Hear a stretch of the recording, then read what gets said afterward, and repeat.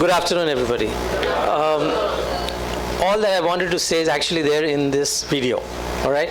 And all our learning will be drawn from this. This is about a 5-minute video, which we pieced together from different experiments. The experiments are the same, which internationally, it's a very famous experiment done right in the 60s at Stanford University. It's called the marshmallow experiment. Marshmallow is a kind of sweet, and in YouTube, these videos are all there. But I thought I'll just put it all together because it'll give us the insights into how we behave after we start earning.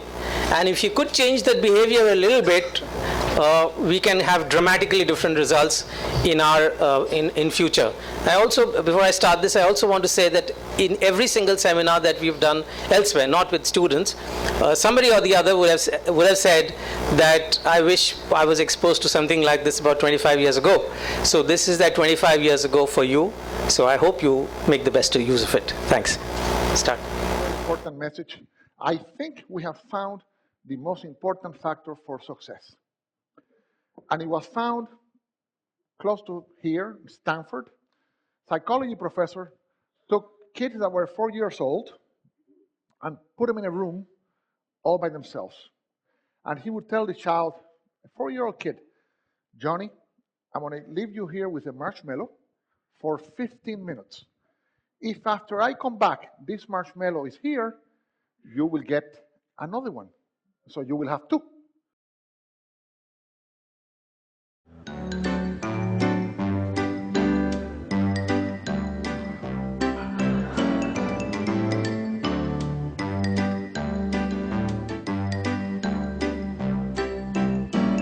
Otros, en cambio, resistieron el impulso.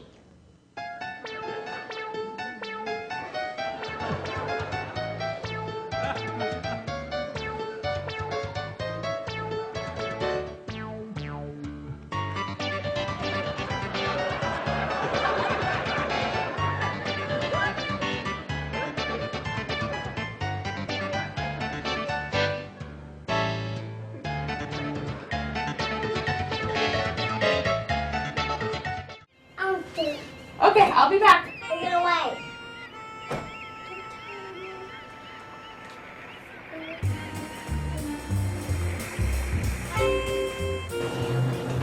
I wonder what we're gonna do. We're gonna eat it? If I want to eat something. Or we're still not gonna get to. But if you wait until she gets back, she'll give you 2. She still won't give you 2 because you ate some of it. And I didn't eat a single bite of mine. So go and show her, okay?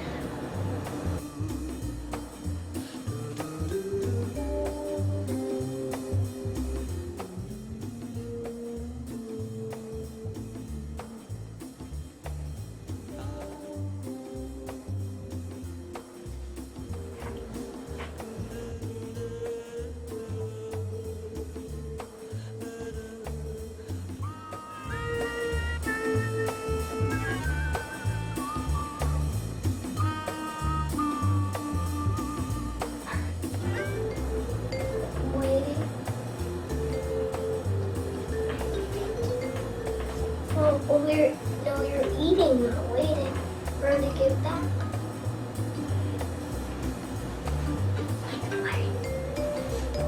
We still ate some of it, so she's still not gonna give it to her.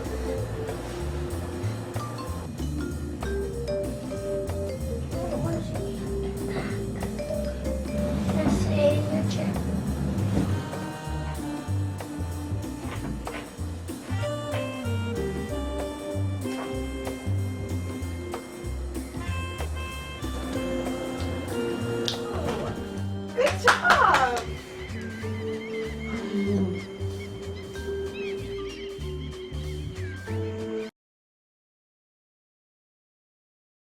That child already at 4 understood the most important principle for success, which is the ability to delay gratification.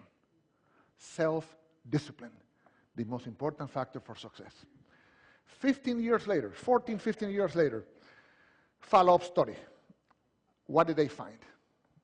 They went to look for these kids who were now 18 and 19, and they found that 100% of the children that had not eaten the marshmallow were successful. They had good grades, they were doing wonderful, they were happy, they had their plans, they had good relationships with the teachers, students, they were doing fine. A great percentage of the kids that ate the marshmallow, they were in trouble. They did not make it to the university, they had bad grades, some of them dropped out, a few were still there with bad grades, a few had good grades.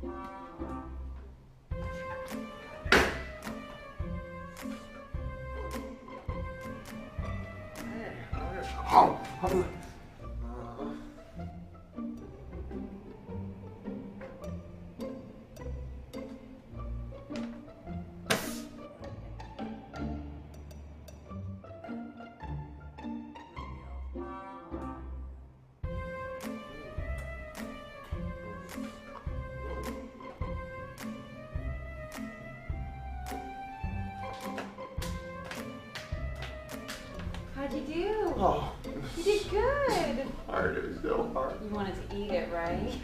Well, I told you I'd give you another one. Now you have both. See, it's really hard even for adults, and they behave exactly like kids when nobody's watching, of course. And the simple lesson is that to delay any kind of gratification, whether it's for a 4-year-old or whether it's for 24 or 34-year-olds, is really, really, really tough. So where does this leave us when we are at 0, and then we move on to the first 24 years of our lives when we actually spend money, 24, 25, 26 or whatever, not our own money but our parents, and then the next 36 years roughly when we earn money, and then once again for roughly another 25 years we spend our money. Now look at this.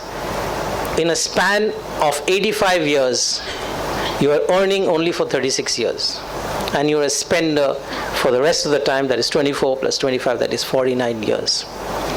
It's absolutely very, very, very crucial and essential that during those intervening years when you're actually earning, you do the right things. And it's really easy if you remember this marshmallow experiment throughout your life, anytime you're earning money, and most importantly, anytime you're spending that money for any sort of pleasure or any sort of gratification, as they call it. If you're able to delay that, you're going to do far, far better than your friends. First of all, of course, we should try to earn as much as possible, and we all try to do that. You try to get a job, try to change your jobs over a period of time, earn better, and so on and so forth. So much is in your hands. Spend less, delay gratification. Again and again, this is going to come up. Start saving as early as possible. Over the course of the next 4-5 slides, I'll show you in a variety of permutations and combinations what an enormous difference it makes if you're able to do 2 and 3. Okay, which is start saving as early as possible, and as you spend less, save as much as possible. Not only early, that is from the day you start earning, but as much as possible. If you're able to front end this whole thing, which means if you're able to save more in the earlier years, you can even spend much more in the later years, and it makes a big difference. But have I missed out anything? Point number 4, anybody? Earn, spend, save. Absolutely. Invest correctly. All right. Now I'll take you through a few slides which will give you the keys to how certain people within sort of limited means also are able to sort of retire very well, for instance. And that the key to that is what is known in simple principle as compounding. To give you an example, suppose somebody like Rohan earns, starts saving at 5,000 per month or 60,000 per annum, and earns a very modest average of 8.5%. I'm not even talking about 120% that Sucheta talked about. He would have the following sequence, which is year one, he would have invested 60,000 rupees. His income would be about 5,100, which is 8.5%, and the end he will have 65,100. On year two, he will have saved another 60,000, that is 1,20,000. On this, again, he is earning 8.5%, and therefore his investment corpus, or whatever you call it, would be 1,35,000. If this goes on for a period of 20 years, he would have invested 12 lakhs at 16 to 20, all right, 12 lakhs, and his total wealth would become 31 lakhs. Look at this figure once again. 12 lakhs invested, and his actually income on that investment is far more than what he has actually put in. Okay, in terms of chart, this is how it will look. The income accelerates at a dramatic rate towards the end. Now, my subsequent slides will show you it will make a big difference if he starts here or if he starts 5 years later. If he starts with 5,000 or he starts with 7,500, for instance, it make a big difference. I'll show you in multiple ways. Save more. Suppose again Rohan earns 50,000 and spends 45,000. He's like this first batch of marshmallow kids. He wants to eat it, all right, and keeps 5,000 in bank. And his friend Vimal, let's say, earns same 50,000 and spends 45. He's able to save 5,000 more and keeps 10,000 in bank. All right. Who will have a better life? Obviously, the first. At this age, the answer is Rohan obviously is going to have a better life because he's spending much more. Okay. Eventually, not, because if you see over a course of 20 years, the difference between just 5,000 rupees additional savings has led to a doubling, simply doubling of the amount of money that they make, even assuming everything else is the same. Spending is the same, interest, the income rate is the same, and everything else is the same. All right. So lesson number one, saving as much as possible is absolutely the very first step to becoming rich. Number two, invest, save, and then of course have to take the next step, which is investing. Another example, Vimal, same character from the previous slides, earns 50,000 and he spends 30,000. All right. In this case, he keeps 20,000, but the money is in the bank, which is why I've highlighted in the red. Somebody else, probably a girl, yes, Shalini, earns 50,000 rupees, spends the same 30,000, but she's smarter, so she invests same amount of money, but not in the bank, but in a mutual fund. All right. I mean, we won't get into the details of which mutual fund or what kind, but overall, over 5, 10, 15 years, any long-term investment, equity mutual fund is absolutely almost guaranteed, because nothing is guaranteed in life, but equity mutual funds over 15 years, 20-year period is bound to give significantly more returns than a simple money kept in the bank. All right. Now, this is how it's going to look like. I have assumed, I said significantly more, I have actually assumed only a very modest 12% as opposed to 8.5% from all the examples that I have assumed in the past. Now if you see, the difference is very huge. So lesson number two, saving is not investing. And this is something that a lot of Indians don't understand. In the banks today, almost 16 lakh crores of money is deposited. Either it's in savings account or it's in fixed deposits.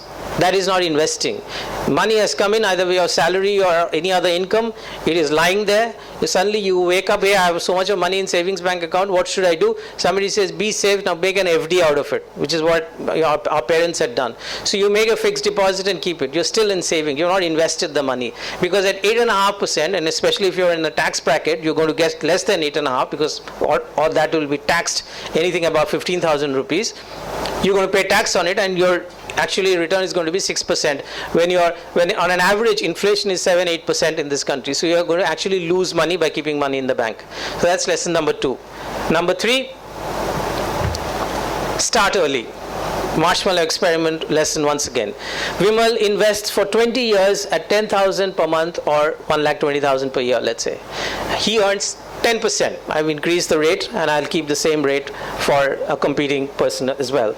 After 20 years, he has put in 24 lakhs per year and has created a 75.6 lakh corpus. All right. So this is his picture. This is his story. Now somebody showed this chart to Rohan, the big spender who only saves 5,000 in every month. Somebody showed this chart to Rohan and he says, let them invest now, I will enjoy life and catch up later. This is another very, very common trait these days among kids. Now can he? And how long and how difficult it is for him to catch up with this guy who is a good saver. If he starts just 5 years late, we're again talking about 20 years or so, and invest 15,000 per month, all right, he's increased his investment. That is, he put in 27 lakhs, that is 3 lakhs more than Vimal. All right, at 10% he earns 62.91 lakhs. Now, if you compare the returns, he has put in 50% more, but has made 17% less. This is how the relative wealth is going to grow. 10,000, 15,000. So he's put 50% more, but he started 5 years later. He's still over a period of 20 years with the same rate of return. He's not going to make as much as money as Vimal does. 5 years late only. Now, if somebody starts 10 years later, okay, and invests 150% more, trying to catch up, still it won't happen. 25,000 per month or 3 lakhs per year, which means he's put in 30 lakhs or 6 lakhs more than Vimal and 3 lakhs more than Rohan. This is the third guy.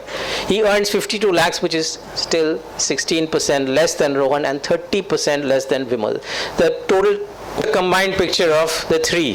The first guy started from the year he started earning, second guy comes in after 5 years, the third guy comes in 10 years. And even though the third guy has increased his investment dramatically more, that is 25,000 per month compared to 10,000, he still can't catch up.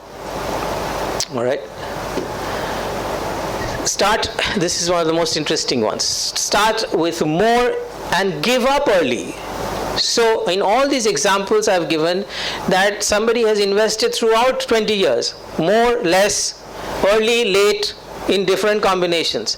This is a case of a girl called Rekha who has invested 20,000 per month or 2,40,000 a year, all right, and earned the same 10% income per annum, but she's invested only for 7 years and stopped. See the value of early investing. While others are investing for another 13 years after her, she's got the highest amount just by starting early, because the money keeps compounding at a dramatic rate later on, even if you don't put new money later. She saved the least, that is 16,80,000, and earned the most. She's not only started early but invested heavily early. This is her key to her success. So by the time she's in her early 30s, she can spend more if she wants to. She can of course continue to invest if she's a smart girl. Now, if you see, these are all the 4 situations combined in one chart. 10,000, 5 years earlier 15,000, 10 years later 25,000, and somebody 20,000 but only for 7 years and has stopped after that. Highest amount of return.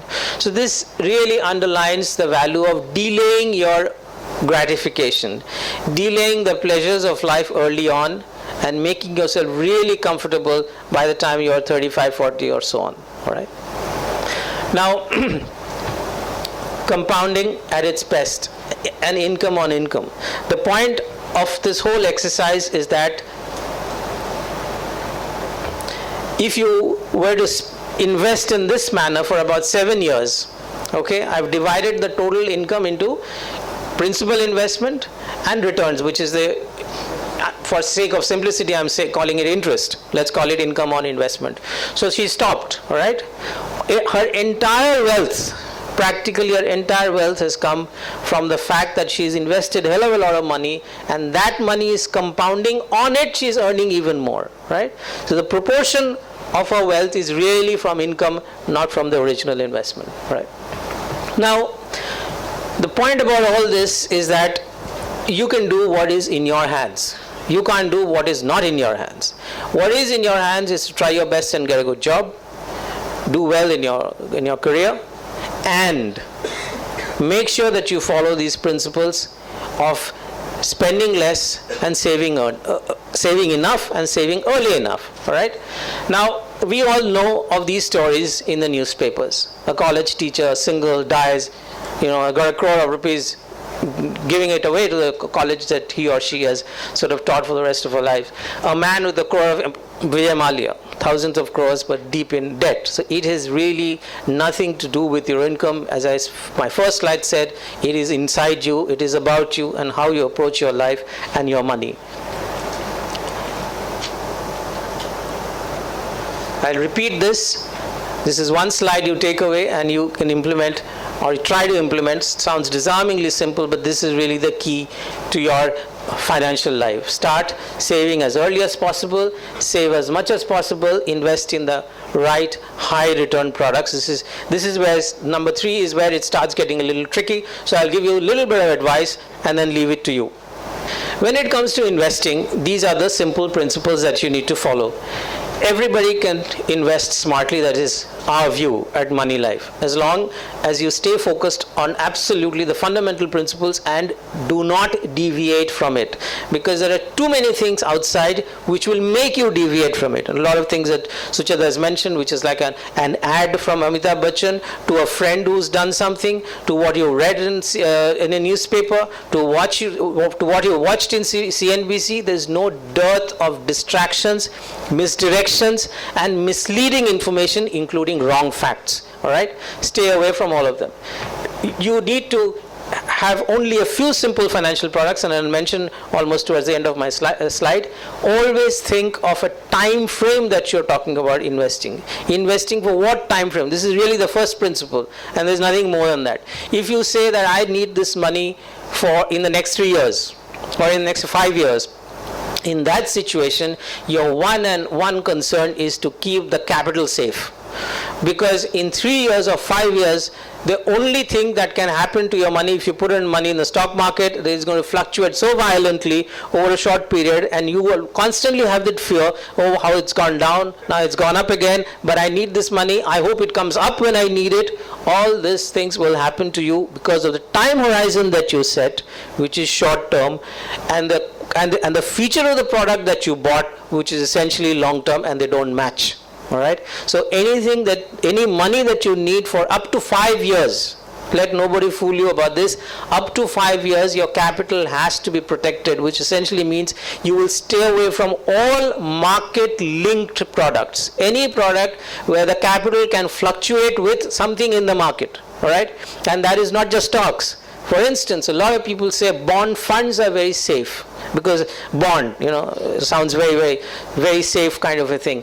What do bond funds do? Bond funds take your money and invest in bonds which are listed in the market. So if the bonds themselves fluctuate, your NAV of the bond fund are going to fluctuate as well. So there is a huge difference between a bond fund and a fixed deposit of a bank. Fixed, if you put 1 lakh in the bank, next day it doesn't become 99,000. The following day it doesn't become 1,05,000. It doesn't happen nothing happens to the capital. So stay away from market linked products if your horizon is short. If your horizon is long, it's only then that you should look for products that give you higher returns. Remember, often there is just no one best choice. This applies to insurance and this applies to investments as well. For instance, there are about 280 equity mutual funds. So in our lives, a lot of times we are able to focus on the best, or we are able to find a way to sort of rank in an order by which somebody is the best, even if it's in our own mind. If you try to apply that same sort of the best kind of a ranking in case of investments, you're likely to go wrong, or you're likely to be dissatisfied, if not go wrong. Then you will constantly compare, but the number 2 is higher, but number 3 is higher. The essential point about investing in market linked products is that you have to get it approximately right, and this is not something this is something that we have to learn ourselves. We are not born with a faculty of getting something approximately right. Okay, on everything in life around us, we have to either it's right or wrong. The answer to a question, either it's correct or incorrect. So a lot of things in our lives are absolutely very precise and very black and white. Investing is not like that. Where to invest? There are many investment products. There are many insurance products which come across as investments also, and they are very harmful. In Moneylife, we have researched every single investment product that are available, which current reckoning, including post office products, now go around 23 of them. All right, there's some Kisan Vikas Patra. There is capital protected mutual funds, there are equity mutual funds. There is bank FD. There is national savings certificates. There is post office time deposit scheme. There is money back plan of insurance. There are 23 of these products. In our view, almost 90% of them are either irrelevant to you, you don't need at all, or harmful, actually positively harmful. Because in investment, remember, while you are trying to get an approximately right kind of a product, the outcome is not approximately right or wrong. The approximate is, unfortunately, up or down, black or white, profit or loss. It's as simple as that. So you make a mistake, you're going to lose money. If you buy an insurance product as an investment, you're going to make 4%, for instance, as opposed to the promise that the agent tells you that you're going to make a lot of money by holding this product. So you need essentially one at the stage that you are, which is equity mutual funds. I put stocks as an option, but it is not for everybody. But mutual funds are for everybody. Everybody can invest in high quality mutual funds, and I'll show you a chart subsequently, which is a look back period of 20 years, how a particular fund is performed, and anybody can invest in a fund like that. Because if you look at the top 5, 6, 7 good quality funds, the ranking may change from 1 to 3 to 4, but the worst funds never become the best. It's very clear. So the top 25 percentile of the funds remain fairly constant, although the rankings within them change a little bit. Hold mutual funds for a very long tenure, which is 15 years or more. I mentioned nothing less than 5 years in any kind of market linked product, and you will do far better than anybody else. Now, here is an actual real life example of returns over the past 19 years. Take roughly 20 years, 95 to September 2015. This is the 1 year old. Now the returns have gone up even a little more. This is from an equity fund called HDFC Equity Mutual Fund. I'm not saying buy this. I'm not advocating. We don't advocate any individual products in Moneylife Foundation seminars. But this is just by way of an illustration. If anybody had invested 10 lakhs in this fund, all right, in January 1995, his wealth today would be 4.4 crore. Actual net of everything. The beauty about this is that this is tax free, because all mutual fund investments and stocks beyond a 1 year holding period, all the gains are tax free. There are very few tax free return products in this world. Everybody is looking for them. All right, especially if you are in a taxable bracket. All pension products, most of the fixed income products, bond funds held for less than 3 years, bond funds held even for more than 3 years, bank FD, post office, everything is taxable. There are hardly any tax-free returns. The moment you're in a taxable bracket, this is something that you would be very worried about, because who wants to take out 30% of your income and give it to the government? Equity mutual funds held over more than 1 year starts becoming tax-free. If you have a gain, if you have a loss, you have a loss. Now, the interesting thing is that there would be many periods in this which would shake up your faith and belief in equity mutual funds, which is that huge dip that you saw in 2008. Okay, it hugely crashed. Now the way to handle this is to understand that you're all MBA students. So the way to handle this is to figure out why this happens and what happens approximately over a long period of time. This happens because markets do get overvalued, and from overvalued situation they do get grossly undervalued, and then they go up again. All right. This is the essential feature of this. If you want, the cardinal principle is this. There's no getting away from this. There's no getting away. There's no getting a straight line from here to there without any sort of volatility. It doesn't exist. In the financial world, there are two kinds of products. Products that are fixed income, safe, don't give you higher returns, which will be flat. If you're invested 10 lakhs over here, it would go and end up somewhere there. It won't go there, right?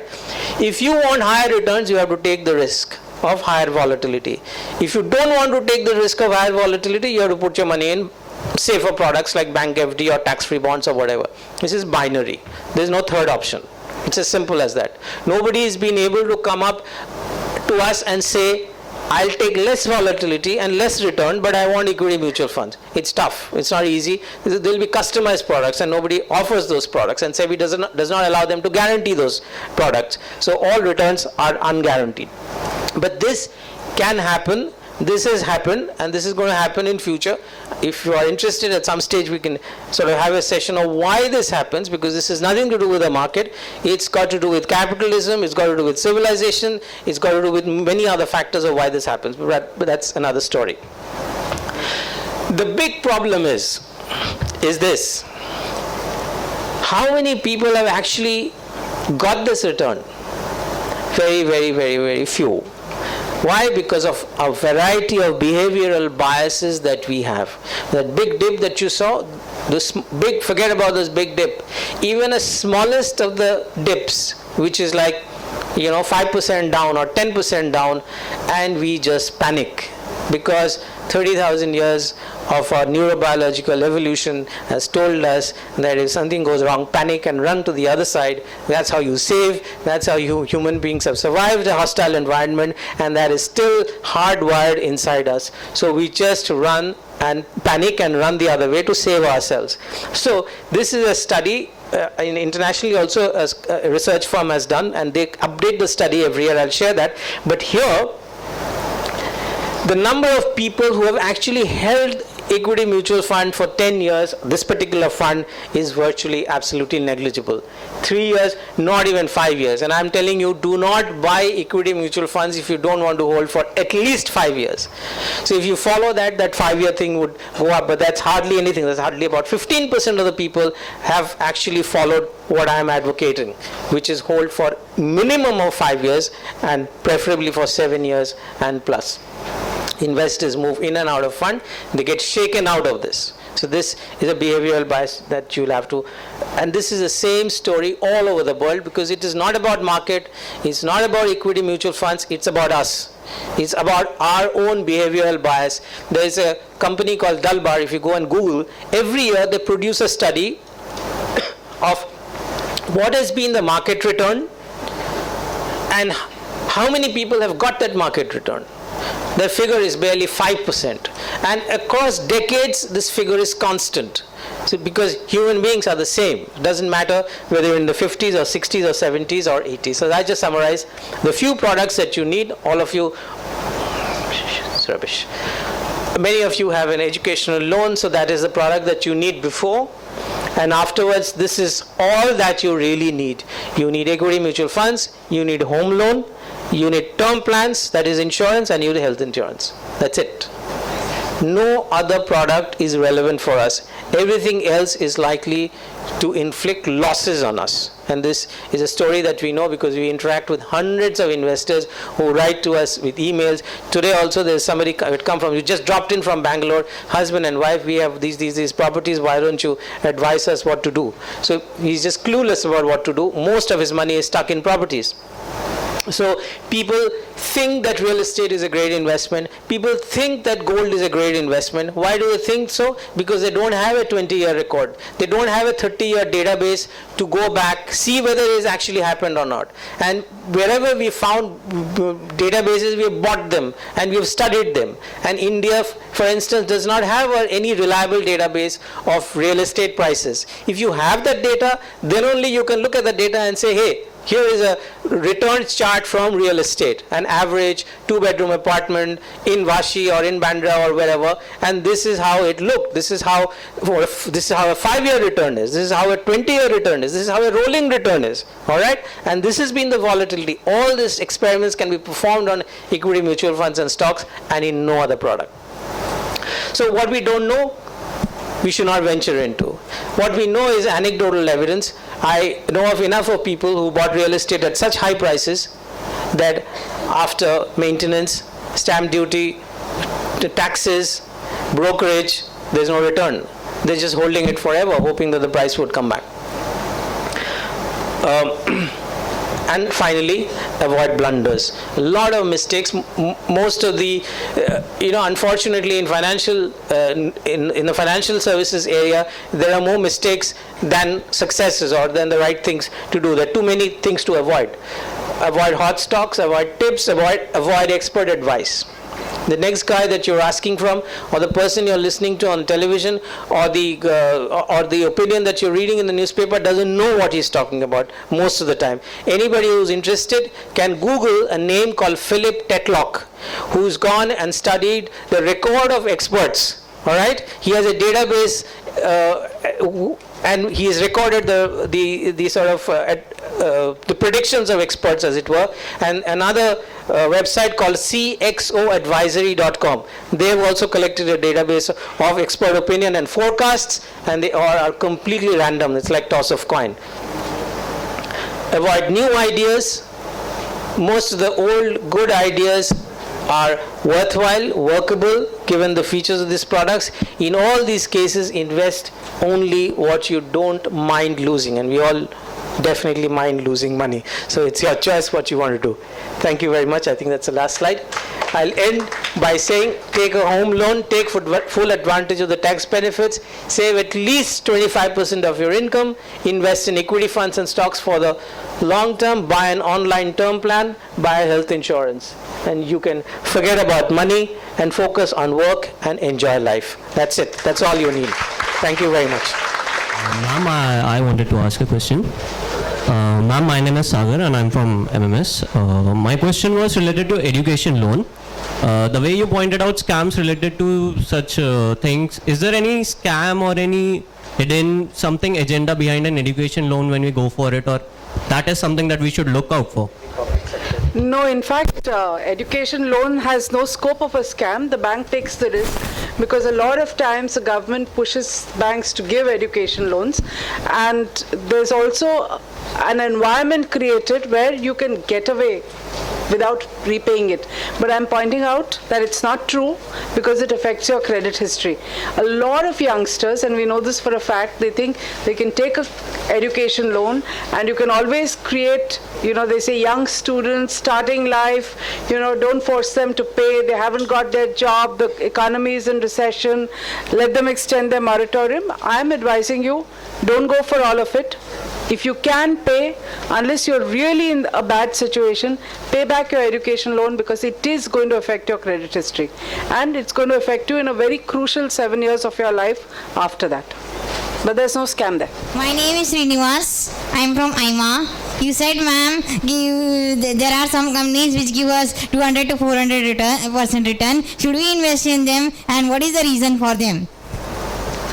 I thought I spent the whole hour telling you not to invest in them because you could lose all your money. So I would say stay away from anything that gives you 3 to 4% higher than a bank FD, unless it is a market product. The only place where you can possibly get a 200 to 400% return is if you invest in a stock market. But anything else that is a money circulation scheme, a Ponzi, where somebody says, give me your money and I'm guaranteed giving you 100%, 200 or even 20%. Sharda and those schemes where people committed suicide didn't promise even 100%. They said, we're giving you a 20% return, and people haven't got their money back. My name is Karan. In 1995, the market capitalization was around 2 lakh crore. Take an example, it was 2 lakh crore, and now it is 1 crore. So the compounding is high. And if we invest in equity mutual funds now at 28,000 Sensex, then in coming 5 to 7 years, it will just double. So it will not give us the return which it gave from 1995 to 2015. What's your option? What's your option? You don't invest because you won't get the return, the dramatic returns of a chosen period of, in the past. What is your option? No option. No. You will get a little lower return, but still it will be better, far better than anything else. So, thank you very much once again for coming up.